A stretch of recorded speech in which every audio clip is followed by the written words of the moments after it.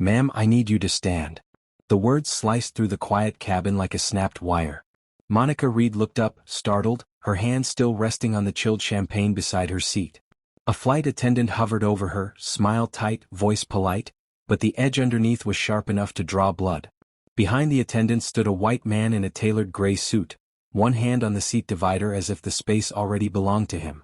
Before Monica could answer, the man leaned forward and set his designer briefcase on the floor. The message was clear. Move. Passengers nearby turned in their seats. Phones tilted upward. The hush of first class became an electric silence. Then came the second shock. "This gentleman is our preferred guest," the attendant said smoothly. "There's been a seating adjustment. We'll need you to relocate to premium." Preferred guest? Monica blinked. She had booked this private suite weeks ago, paying more than some people's yearly rent. Her boarding pass, seat 2A, sat right there on the armrest, proof of her place. Yet here was a stranger being ushered into the space she had paid for, with nothing more than a corporate phrase. Seating adjustment. Would you give up the seat you paid for if a stranger, and a smiling policy, demanded it? Monica lifted her pass and kept her voice steady. "This is my seat." "I understand," the attendant replied, lowering her eyes for half a second before recovering the mask. "But corporate policy allows last-minute priority upgrades for preferred guests. We need you to cooperate." Corporate policy. Two harmless words dressed in velvet, hiding the sting of discretion and quiet bias. Monica's mind flicked through the numbers. The price she paid, the contract waiting tomorrow, the reputation she carried as a black woman in a world that loved to test her composure. Her heartbeat thudded against the soft pink fabric of her dress. The man in the gray suit didn't even look at her. His eyes wandered to the champagne, to the leather armrest, to everything except the woman still occupying the seat he intended to claim. The faint scent of espresso from the galley mixed with new carpet and jet fuel, turning the air heavy. Passengers held their breath. A child whispered a question his mother quickly shushed. Someone's phone camera glinted. Inside Monica burned. But her face remained calm, a mask polished by years of boardrooms and silent battles. She thought of tomorrow's board meeting, of the $700 million contract her company controlled. One wrong move here could ripple into headlines, deals, and boardroom whispers about temperament. The attendant shifted, lowering her voice but not her demand. "Ma'am, please. For operational necessity, we need you to stand." Operational necessity. Another soft dagger. Monica's fingers tightened around the boarding pass. Every second stretched like a drawn bow. She imagined the gossip. Black woman makes a scene in first class. She imagined the viral clip. A 30-second video with no context, just anger and accusation. Finally, Monica rose. Slow. Measured. Each movement a silent calculation. She slid her laptop bag from the overhead compartment and stepped aside. The man in the gray suit exhaled a satisfied breath and slid into the cream leather seat as if it had always been his. The attendant offered him a warm thank you, the kind Monica never received. Walking down the aisle, Monica felt every stare. Some passengers looked away guilty. Others watched openly, curiosity gleaming like camera lenses. A young black couple exchanged a glance heavy with recognition. A middle-aged man muttered, "Policy is policy," as if that settled it. 3 rows back, a smaller premium seat waited. Narrower, less private, stripped of the quiet luxury she had earned. Monica placed her bag under the seat and lowered herself slowly, breathing in the stale air of injustice. She didn't argue. She didn't protest. But her mind was already moving, cold and fast. She thought of the systems her company powered, the airline's digital lifeline that flowed through servers she could shut with a single call. Power didn't need volume. It only needed access. The flight attendant avoided her eyes now, glancing instead toward the cockpit. The man in 2A ordered champagne, laughing at something on his phone. Around them, the cabin settled back into an uneasy quiet, as if nothing had happened. But Monica knew better. Because this wasn't the end. It was the beginning. Somewhere near the front of the plane, a gate agent whispered into a radio. Mechanics lingered at the jet bridge. And in Monica's lap, her phone rested like a silent trigger, waiting for one discreet message to change everything. The captain's voice came over the intercom, breaking the uneasy calm. "Ladies and gentlemen, we are experiencing a brief operational delay. Please remain seated while we resolve the issue." Monica looked toward the sealed cabin door. A delay. Already? Her eyes narrowed. Coincidence, or the first crack in a very expensive system? Her fingers hovered over the screen of her phone. One text could freeze the airline's budget before takeoff. But should she pull the trigger now, or wait for them to reveal just how far they were willing to go? The cabin lights dimmed. The engines hummed, then faltered. Passengers shifted, restless. The man in 2A signaled for another drink, still unaware that the woman he had displaced held the keys to his comfort. Monica leaned back, face unreadable, as a single thought settled in her mind. They think this is over. They have no idea what's coming. Monica stood there for a split second, her boarding pass still between her fingers, its paper edge trembling against her skin. The cream leather seat she had claimed only moments ago now belonged to a stranger. The man in the gray suit gave a tight, satisfied smile as if the cabin itself had bowed to him. Without a word, he slid past the flight attendant and lowered himself into seat 2A, the private suite Monica had paid for weeks in advance. The faint hiss of the champagne bottle opening at the galley punctuated the moment like a cruel exclamation mark. The attendant's voice softened into a sugary tone meant only for him. "Welcome, Mr. Anderson. Can I bring you a glass of Juve or would you prefer the Krug?" The names of expensive champagne labels floated through the air like tiny slaps. Monica felt the eyes of the cabin follow her every move, curious, judgmental, some even excited, as if they were watching a quiet play where the ending was already known. She drew in a breath, straightened her pink business dress and forced her feet toward the aisle. The scent of new carpet mixed with the sharp tang of jet fuel sneaking in from the still open door. Phones tilted upward. A teenager 2 rows back whispered to his mother, "Is she getting downgraded?" The mother shushed him but didn't look away. Monica caught a glimpse of her own reflection in the black screen of a passenger's phone camera, composed, but with a flicker of fury she couldn't quite hide. The attendant led her down the short aisle toward the premium section, each step echoing in Monica's mind like a countdown. Seat 5C waited, narrower, closer to the bustle of the galley, stripped of privacy. The soft leather there felt colder, the headrest stiffer, as if the seat itself knew it wasn't first class. She placed her slim leather laptop bag beneath the seat and sat carefully, back straight, eyes forward. Around her, passengers adjusted their blankets and earbuds, pretending to read but stealing glances whenever they thought she wouldn't notice. Behind her, a man cleared his throat in quiet protest. "That's not right," he muttered to his companion. "She had the seat first." His words died as quickly as they came, swallowed by the hum of the air vents. Another passenger, a woman with diamond studs glittering under the cabin lights, leaned toward her husband and whispered, "Corporate policy, honey. They can do that." Her tone carried a mix of resignation and relief, like someone grateful it wasn't happening to her. Monica folded her hands in her lap, pressing her thumbs together until they almost hurt.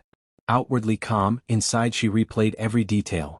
The attendant's polite smile that hit a hard edge, the man's casual confidence, the way the cabin seemed to side with power without a single rule being explained. Her phone rested on the tray table like a silent ally. She thought of tomorrow's board meeting, of the $700 million her company controlled in airline contracts. One message to her operations team could freeze critical systems before the plane even left the ground. But was that the right move? Was it too soon? The faint clink of crystal drifted from the first-class cabin. The man in 2A was already enjoying his champagne. Monica pictured him leaning back in the very seat she had chosen for a rare night of peace, his smug face hidden behind the privacy divider. Her jaw tightened. A soft chime announced the closing of the aircraft door. The cabin lights dimmed to a warm glow, wrapping the injustice in a false calm. Monica's chest rose and fell with slow, deliberate breaths. She could almost hear her late grandmother's voice, "Never let them see you break." But silence had a cost, and every passing second felt like another coin added to the toll. A flight attendant passed by, avoiding Monica's eyes. The faint scent of expensive perfume lingered in her wake. Monica tilted her head slightly, just enough to catch the reflection of the first-class cabin in the polished metal of the overhead bin. She could see the man's shadow moving as he reached for another drink. Her phone vibrated once, a quiet buzz against the tray. A message from her chief operations officer glowed on the screen. "Board prep complete. Need final approval for tonight's system update." Monica's heart gave a single hard beat. One reply, one simple word, could start a chain reaction no one on this plane would forget. She slipped the phone back into her lap and looked down the aisle toward the sealed cockpit door. Somewhere behind it, the pilots were running their checklists, unaware that the woman in 5C held the power to ground their aircraft before takeoff. The cabin hummed with the low, steady sound of pressurized air, a sound that suddenly felt like a ticking clock. Would she press the invisible trigger now, or wait for the perfect moment? The engine spooled to life, a deep rumble rolling beneath the floor. Passengers settled in, believing the night's drama was over. But Monica knew better. This flight, and the airline itself, had no idea the real turbulence hadn't even begun. As the plane shuddered toward the runway, the intercom cracked to life with a sharp burst of static, and the captain's voice came through, tense and uncertain. "Ladies and gentlemen, we are experiencing a brief operational delay." Every seat in the cabin had a view of Monica Reid now, though no one dared to meet her gaze for more than a heartbeat. The hush felt heavier than the hum of the engines waiting outside. A mother in row 4 leaned over her sleeping child, one hand shielding the little boy's face as if humiliation could be contagious. The boy peeked through a gap in her fingers anyway, wide-eyed and confused. Across the aisle, a young black couple exchanged a quick, knowing glance. Their expression said what words could not: "We've been here before." The woman's eyes softened in silent solidarity, but her partner's jaw tightened with quiet fury. Neither spoke. 2 rows ahead, a white man in a navy blazer muttered to the woman beside him, "Policy is policy. They can move anyone if needed." His voice carried just enough for Monica to hear. The woman nodded but kept her eyes fixed on the safety card in her lap, her fingers drumming against it in restless agreement. Phones tilted at subtle angles, camera lenses half hidden behind seat backs and jackets. A teenage girl pretended to scroll while her screen quietly recorded. The soft click of a camera shutter cut through the low cabin music, a tiny electric sound that made Monica's skin prickle. The flight attendant who had ordered her out of 2A glided back toward the first-class cabin, her smile frozen like a badge of corporate politeness. She avoided Monica's eyes entirely, as if the simple act of looking might spark a confrontation she wasn't ready to face. Monica sat perfectly still, hands folded over the pink fabric of her dress. She felt the weight of every glance, every whispered exchange, every silent calculation happening around her. Some passengers looked away out of discomfort. Others stared as if watching a show they secretly hoped would escalate. The air smelled of leather, stale espresso, and something sharper, like jet fuel mixed with quiet judgment. Inside, Monica's thoughts raced. If I speak, they'll say I'm overreacting. If I stay silent, they'll think they were right. Her heartbeat thudded against the thin paper of her boarding pass still tucked in her pocket. The words on it, Seat 2A, burned like a promise broken in plain sight. A sudden chime from the intercom made several passengers jump. "Ladies and gentlemen," a neutral voice announced, "we are finalizing pre-departure procedures. Please remain seated." The sound hung in the air like an unfinished sentence. Monica lifted her eyes just in time to catch a flicker of movement near the curtain to first class. The man who had taken her seat leaned slightly into the aisle, raising his champagne flute toward the attendant with a smirk. He mouthed something she couldn't hear, but the attendant laughed, too loudly, too warmly. The young black couple exchanged another glance. The woman's lips pressed into a thin line. The man whispered, "They're enjoying this." Monica's phone vibrated once in her lap, a soft buzz against the steady hum of the cabin. One message. One choice. She glanced at the screen, and froze when she saw the name. The captain. Monica sat back against the narrow premium seat, her pink sleeve brushing the cold metal of the armrest. The smell of espresso from first class still clung to her jacket like a taunt. Around her, passengers shifted impatiently, the low murmur of restless conversation blending with the soft hiss of the air vents. She kept her face calm, but inside her thoughts raced like a code running behind a frozen screen. Tomorrow's board meeting flashed in her mind, a $700 million contract that would decide the future of the airline's digital infrastructure. Horizon Systems, her company, powered every gate, every ticket, every operational heartbeat of this airline. One quiet message from her could trigger a security review that would stop more than this single flight. Her phone rested in her lap like a live wire. She could feel its weight through the fabric of her pink dress. A single tap, one discreet text, and every gate agent in 3 time zones would start asking questions the crew couldn't answer. But should she? Was this the moment to pull the trigger? Her heart thudded in her ears, louder than the chime of the overhead seatbelt light. If she acted now, she would stop the flight. Hundreds of passengers would be delayed, some missing connections, some losing jobs or opportunities of their own. Was it fair to punish them for one attendant's arrogance? Monica's fingers grazed the edge of the screen, then pulled back. She imagined headlines: CEO grounds flight over seat dispute. The story would explode before sunrise. Investors would demand explanations. Competitors would circle like sharks. Yet the humiliation of being quietly displaced, treated as invisible despite her status, burned hotter than any fear of backlash.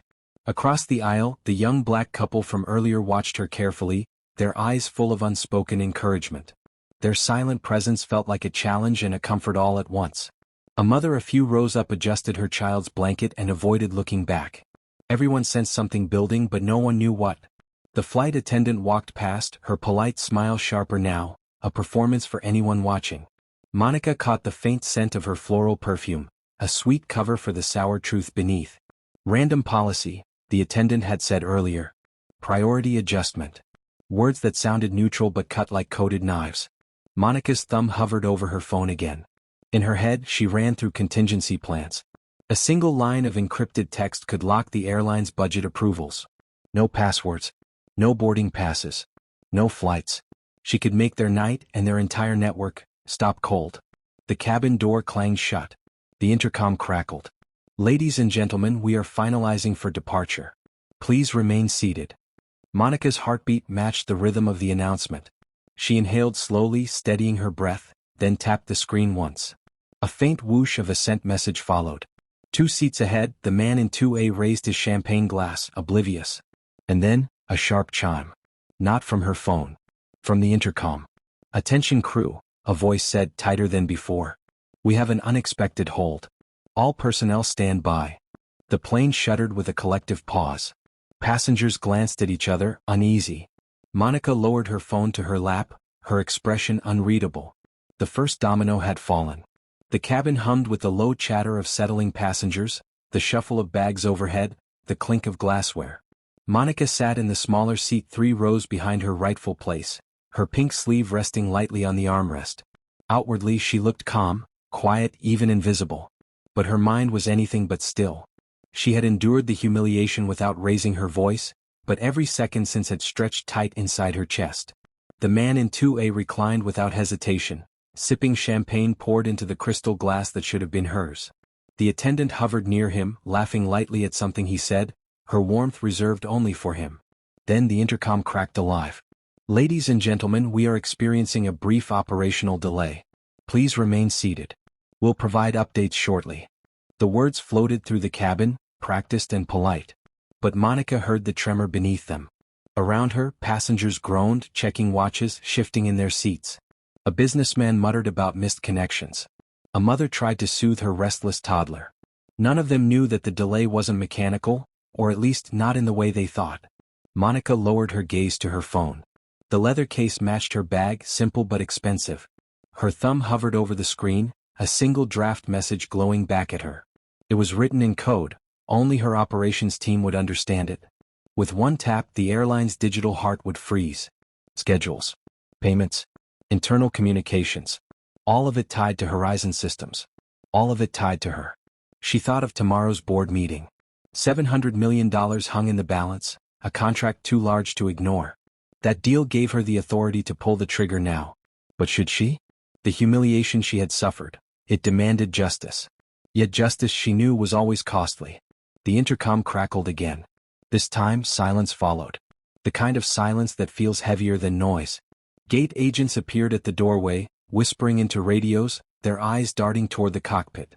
A mechanic lingered on the jet bridge, clipboard in hand but not writing a thing. Something wasn't right. Monica typed 3 words. Paused. Deleted them. Rewrote them. Her reflection in the dark glass of the window looked back at her, calm but unflinching. She remembered her grandmother's words, "Dignity isn't given, it's defended." Across the aisle, a young man lifted his phone discreetly, angling the camera toward the man in 2A.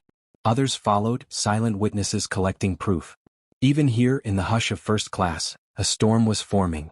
Monica could feel it rising, patient and inevitable. She pressed send.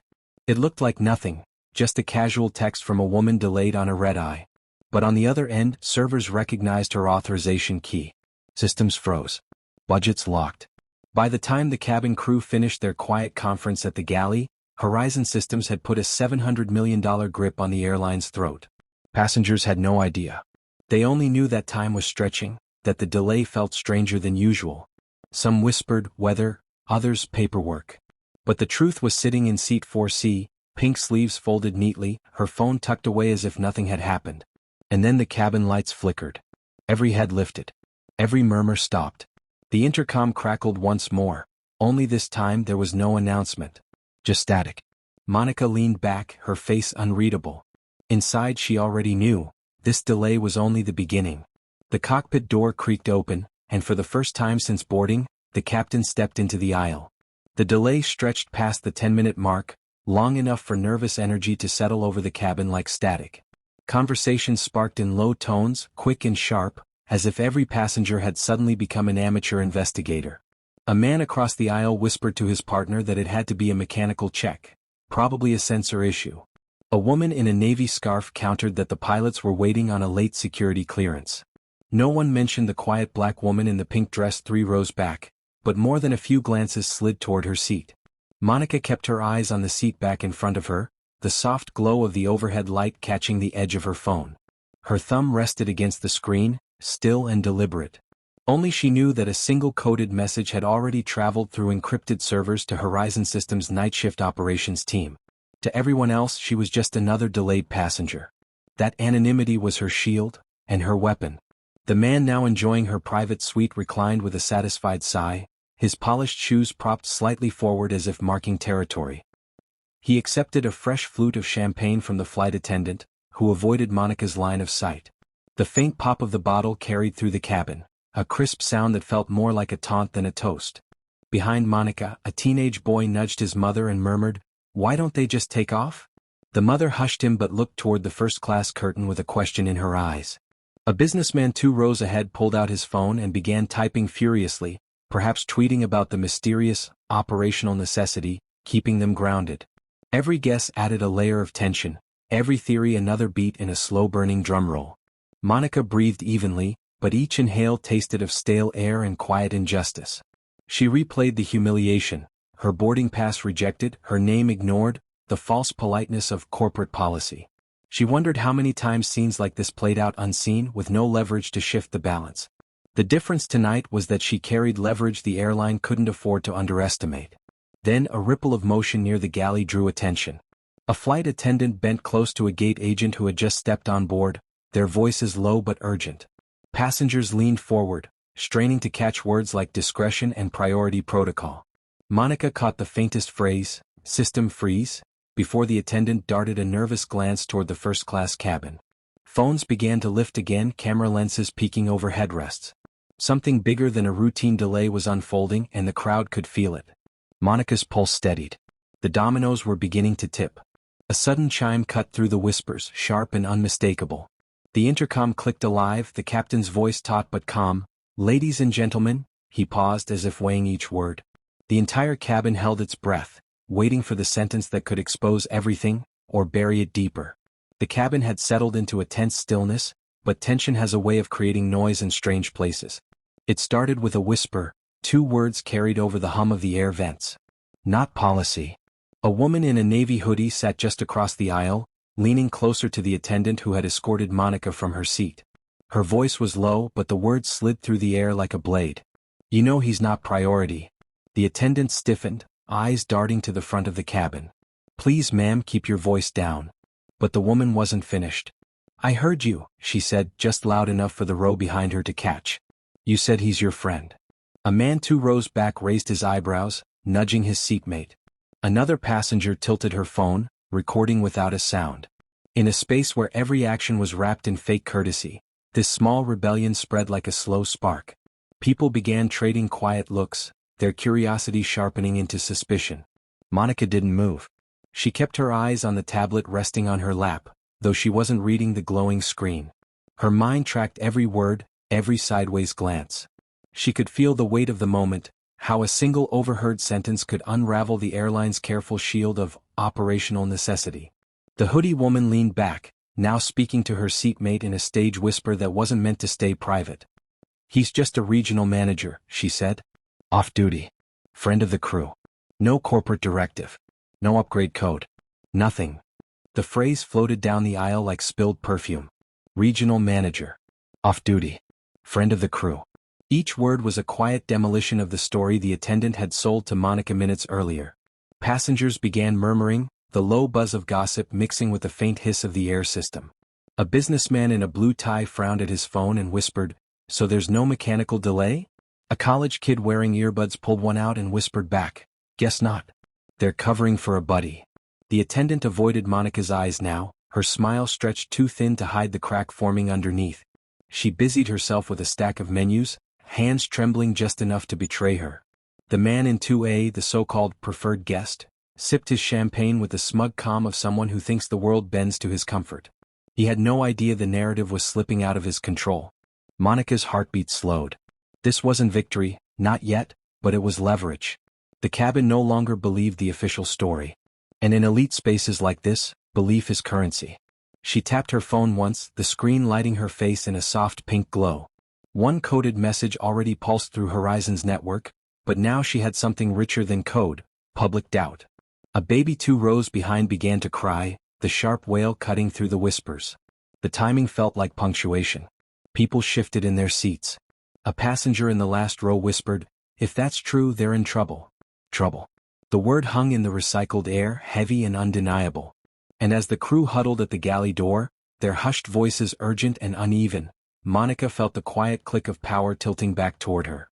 But before she could take another breath, the cockpit door unlocked with a sharp metallic snap. Every head turned. The captain stepped into the aisle, his face tight with something more than routine.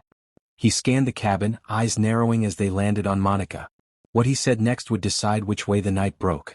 The soft chime of the intercom snapped the restless cabin to attention. A hush rolled through the rows, swallowing the whispers and phone clicks in a single breath. Then came the sound no passenger ever expects mid-boarding, the heavy metallic latch of the cockpit door unlocking. Every head turned as the door eased open and the captain himself stepped into the aisle. He was tall, crisp in his dark uniform, hat tucked beneath one arm. His eyes swept the cabin like a quiet searchlight, pausing just long enough to register the tension in the air. Phones tilted upward, passengers leaning forward, the smell of stale espresso and rising curiosity. Whatever delay the airline had claimed, this wasn't routine. Everyone knew it. The captain's gaze settled on Monica Reid. He didn't ask the flight attendant for a briefing. He didn't glance at the man lounging in 2A, still sipping champagne as if nothing in the world could touch him. Instead, he stepped closer to Monica's aisle seat in premium, stopping just beyond the reach of her pink-sleeved arm. "Ma'am," he said, voice calm but edged with urgency, "may I speak with you privately?" The request cut through the cabin like a blade. A child in row 4 whispered, "Why her?" A businessman lowered his phone, suddenly aware that the woman in the pink dress might hold the key to the delay keeping them all grounded. Monica rose slowly, smoothing the fabric of her dress. The motion was quiet, deliberate, powerful in its restraint. The captain gestured toward the small galley near the front, away from the cameras now tracking their every move. The flight attendant who had escorted Monica out of 2A stiffened, her polite mask slipping for a fraction of a second. Passengers craned their necks as Monica followed the captain. The corridor smelled of leather, coffee, and the faint metallic tang of jet fuel. Behind them murmurs swelled. Someone whispered, "She must be important." Another hissed, "Maybe security flagged her." Speculation twisted into a dozen theories, each more urgent than the last. Inside the narrow galley, the captain lowered his voice. "Ms. Reid, I need to confirm something. Our operations team just received an alert. It originated from a Horizon Systems encryption channel. Are you aware of this?" Monica held his gaze, steady and unreadable. "I am," she said softly. The attendant tried to speak, something about miscommunication, something about operational necessity, but her voice cracked under the weight of 30 silent witnesses and the soft chorus of clapping that refused to die. Words like policy and procedure suddenly sounded flimsy, like paper shields against a steel storm. Within minutes, the video traveled farther than the plane itself. Wi-Fi flickered to life, hashtags ignited. Hashtag Seat 2A lit up timelines. Hashtag Flying While Black trended before the cabin door even closed. Phones buzzed in pockets, passengers whispering updates to people on the ground who were already refreshing their feeds. The regional manager who had claimed her seat shifted uncomfortably, his jaw tight, his once polished confidence dripping away like melted wax. He reached for his phone, thumb trembling, but the signal bars mocked him with their stubborn strength. Every click, every swipe, every whisper around him felt like a verdict being sealed. Monica didn't gloat. She didn't need to. Her quiet presence carried more force than any speech. Power wasn't the clap of hands or the flash of cameras. It was the steady knowledge that her single text had already frozen a $700 million lifeline, and that the world now watched every breath this airline took. Somewhere beyond the cabin wall, executives were waking to midnight alarms, their screens filling with a viral video they could not stop. But inside the plane, the applause finally faded into an uneasy hush, a silence that felt less like peace and more like the pause before a storm. The captain leaned toward Monica, voice low but urgent. "Ms. Reid, there's been a development. You need to see this message from headquarters." He held out a tablet. The screen glowed with a single incoming alert. Monica's eyes narrowed as she read the first line. And the cabin lights flickered. Outside the cabin windows, the tarmac looked calm.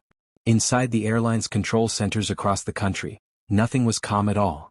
Monica's discreet text, sent from the soft pink sleeve of her business dress, had already reached Horizon Systems, the company she ran and the digital backbone of this airline.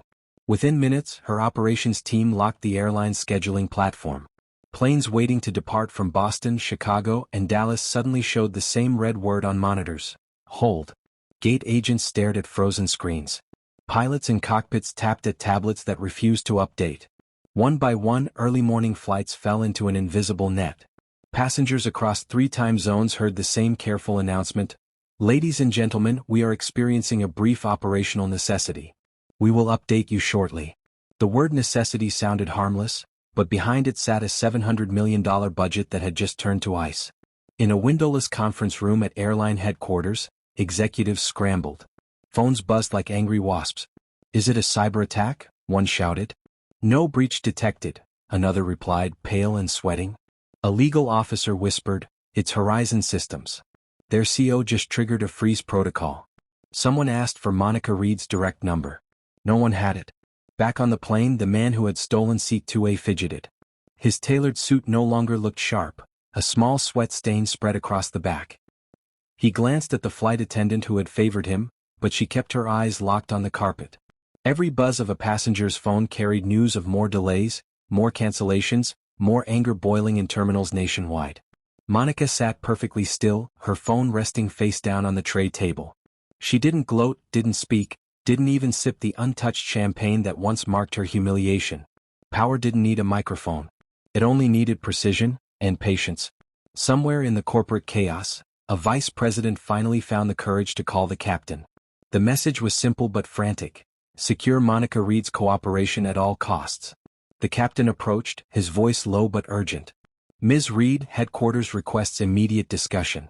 They are ready to negotiate." Monica met his eyes, calm as a midnight tide. "They know my conditions," she said softly. "Return my dignity first. Then we talk." Across the nation, angry passengers refreshed their apps, watching their boarding times vanish. In one West Coast airport, a mother whispered to her child, "Someone must be powerful enough to stop every plane." She was right. The captain hesitated, then offered a sealed envelope, fresh from the jet bridge, delivered by a breathless gate agent who had sprinted from a phone call. Monica slid a finger under the flap, but before she could open it, the intercom crackled again. "Ladies and gentlemen," a strained voice announced, "due to unforeseen operational discretion, we ask all passengers to remain seated. Further updates will follow." The cabin lights dimmed. Outside, the engines idled like restless giants. Monica held the envelope in her hand, the entire airline waiting for her next move. What message hid inside that envelope? And how far would the company go to reclaim its power before the night was over? Chapter 14, The Moral Flight, almost equals 600 words. The cabin shuddered as the engines roared back to life, a deep vibration rolling through the floor and into every waiting body. After hours of delays, the aircraft finally pushed back from the gate. Passengers buckled in, some still buzzing about the viral video spreading faster than the plane could taxi. Others sat in uneasy silence, aware that they had just witnessed a quiet war fought without a single raised voice. Monica Reid rested her head against the cool window, the soft pink fabric of her sleeve catching the faint blue light of the aisle. Below, the runway lights glittered like a string of tiny fires. From this height, even before liftoff, the chaos she had set in motion felt distant, almost unreal. But the humiliation in seat 2A still burned like fresh metal. She thought of the words that started it all. "Ma'am, I need you to stand." 4 harmless words sharpened by centuries of coded exclusion. A stranger's assumption of entitlement. A flight attendant's false smile masking an ugly choice. Monica had faced boardrooms filled with billion-dollar egos, but nothing chilled her like that quiet command to move. As the plane inched toward the runway, the captain's voice returned, softer now, almost reverent. "Ladies and gentlemen, we appreciate your patience. We are cleared for departure." His careful tone carried a message only Monica truly understood. The airline had learned who held the real leverage. Her phone buzzed against the tray table. A single text from her operations chief glowed on the screen. "Budget freeze holding. Executives requesting final conditions." Monica typed a brief reply, just 3 words, "Stand. What? Morning." Then she slid the phone face down the way you cover a loaded trigger. She wasn't gloating. Power, she knew, wasn't about crushing opponents. It was about forcing a system to confront its own rot. Tonight wasn't about revenge against one smug regional manager or a complicit attendant. It was about drawing a hard line. Dignity is not negotiable. A soft cough came from across the aisle. The young woman who had filmed the incident offered a hesitant smile. "Thank you," she whispered, barely louder than the hum of the engines. "For not letting it slide." Monica returned a quiet nod. Her reflection in the window looked calm, but her mind pulsed with a single thought. How many other flights tonight carried the same hidden rules, unrecorded and unanswered? How many silent humiliations never reached a camera lens? The aircraft tilted upward, engines straining against gravity. City lights fell away, shrinking to a quilt of flickering dots. As clouds swallowed the view, Monica felt the strange mix of relief and responsibility settle into her chest. Tonight she had turned humiliation into leverage. But tomorrow in the boardroom she would decide whether the airline's $700 million budget lived or died. A chime sounded overhead. The seatbelt sign blinked, then flickered once. Off, on, off again, as if even the plane itself couldn't stay steady under the weight of what came next. Monica's phone vibrated a second time. A new message flashed across the dark glass. "Urgent, executive team en route to Seattle. Demanding private meeting before landing." She stared at the words until they blurred into a single question. Would they beg for mercy, or attempt a final power play at 30,000 feet? The engines leveled into a steady roar, but inside seat 2A, the night felt anything but calm. The plane finally touched the tarmac in Seattle, tires hissing against the runway like a reminder that even speed and power must answer to gravity. Monica Reid sat upright, hands folded neatly in her lap, her pink sleeves faintly catching the overhead lights. Around her, the cabin hummed with quiet conversations, camera phones still recording snippets of the events that had shaken the first-class cabin hours earlier. Some passengers stared at her with newfound respect. Others avoided her gaze entirely, unsure if they had been witnesses to courage, or a warning they hadn't yet understood.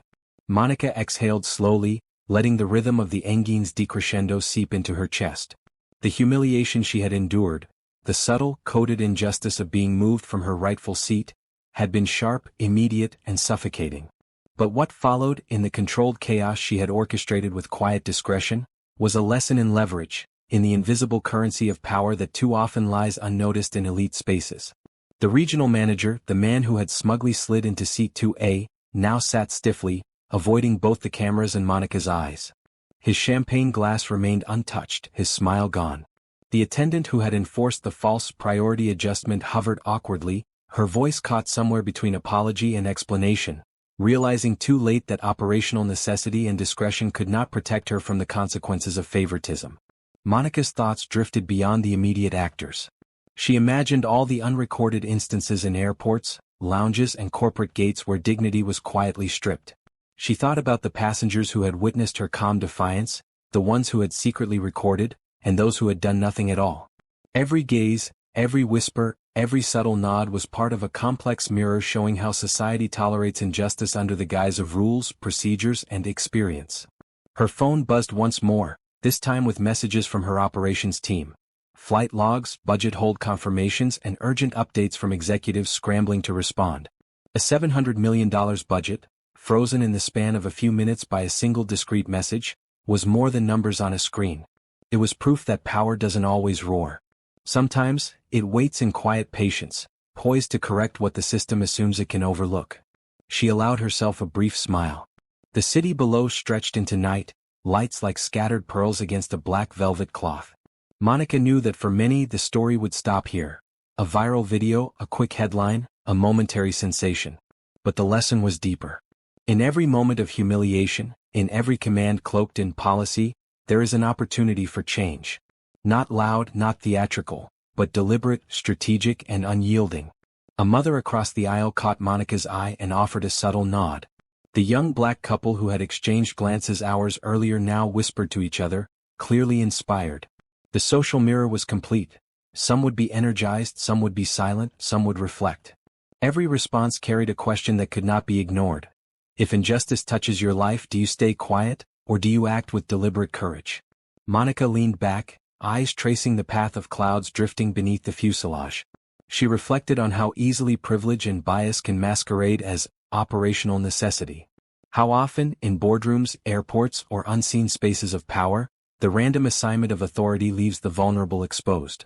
She realized that her own calm had been a weapon. Her patience had been leverage. Her decision to act, not shout, not demand, had rewritten the rules for everyone watching. And yet, she knew the moral weight of what had happened was not hers alone. Silence had allowed the incident to begin. False politeness had reinforced the lie. The social codes embedded in elite spaces had created the opening for both the humiliation and the correction. She imagined the conversations that would ripple through the airline, the emails sent in hushed tones, the meetings convened before dawn, all triggered by one pink-sleeved CEO who refused to be moved. A flight attendant nervously approached, whispering an apology. Monica offered a polite nod, her voice calm but firm. Discretion is more than procedure. It's a choice. The attendant's eyes widened, realizing that operational rules cannot shield ignorance when experience and judgment collide.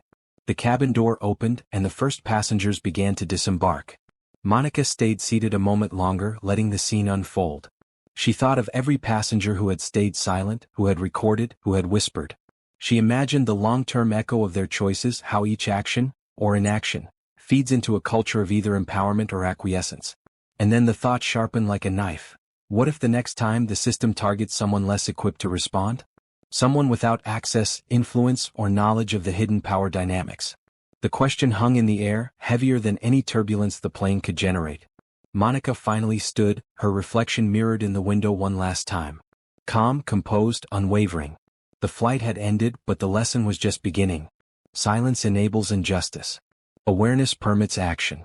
Power is real but only when recognized, and used wisely. She stepped into the aisle, the cabin emptying around her, and glanced at the regional manager one last time. His expression held the first flicker of comprehension. He had underestimated the quiet force of someone who understood both the rules and the spaces they govern. The moral was clear. Dignity is not negotiable. Silence is not neutral. And power, even in small hands, has the ability to shift entire systems if wielded with courage, discretion, and intention. So, what would you do if it were you in seat 2A? Would you stand quietly, swallow the humiliation, and move along? Or would you send a single, deliberate signal that changes everything, without shouting, without spectacle, but with the full force of your authority behind it? The cabin emptied. The lights dimmed. But the question lingered, heavier than the engines, unanswerable until someone finally dared to act. Would you stay silent or speak up?